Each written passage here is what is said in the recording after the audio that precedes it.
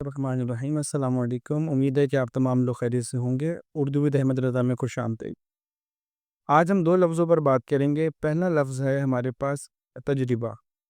کچھ لوگ اس کی ادائیگی میں غلطی کرتے ہیں، کچھ لوگ پڑھتے ہیں اس کو تجربہ اور کچھ لوگ کہتے ہیں تجربہ، اور یہ ایکسپیریمنٹ کے زمرے میں آتا ہے، مگر اس کی صحیح ادائیگی کیا ہے؟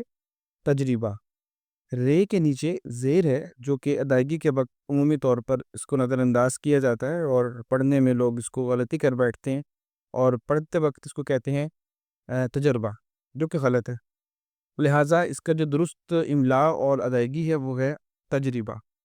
دوسرا لفظ ہے ازدواج۔